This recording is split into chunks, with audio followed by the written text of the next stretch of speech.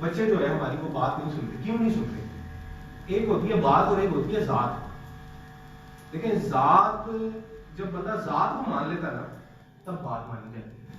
جب وہ بچہ آپ کو دل سے تسلیم کر لے جب کہ شی از مائی ٹیچر, ٹھیک ہے جی یہ میری روحانی والدہ ہے, تو وہ پھر آپ کی بات مانے گا. دیکھیں رسول اللہ صلی اللہ علیہ وسلم مکے میں جب وہ ایک چوبارے پر کھڑے ہوئے اور انہوں نے اعلان کیا کہ سارے لوگوں کو اکٹھا کیا, اپنے خاندان والوں کو بھی, اور انہوں نے بتایا کہ اگر میں آپ سب سے یہ کہوں کہ اس پہاڑی کے پیچھے سے ایک قافلہ جو ہے وہ آپ پر حملہ آور ہونے والا ہے تو آپ کیا بات نہیں مانیں گے؟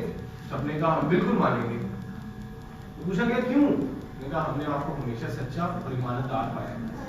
اس معاملے میں یعنی اس پوائنٹ پہ ان لوگوں نے آپ صلی اللہ علیہ وسلم کی ذات کو تسلیم کر لیا تھا, اس لیے انہوں نے کہا کہ ہم آپ کی بات ضرور مانیں گے. پھر آپ صلی اللہ علیہ وسلم نے کہا کہ کیا میں آپ کو یہ کہوں کہ آپ اللہ تعالیٰ پر ایمان لے کر آئے اور میں نبی ہوں؟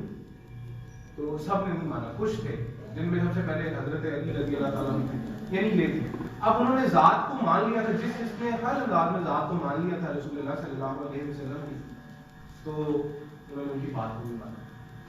یہ آخری پوائنٹ تھا کہ ذات کو جب مان لیا جاتا ہے تب آپ کی بات مانی جاتی ہے.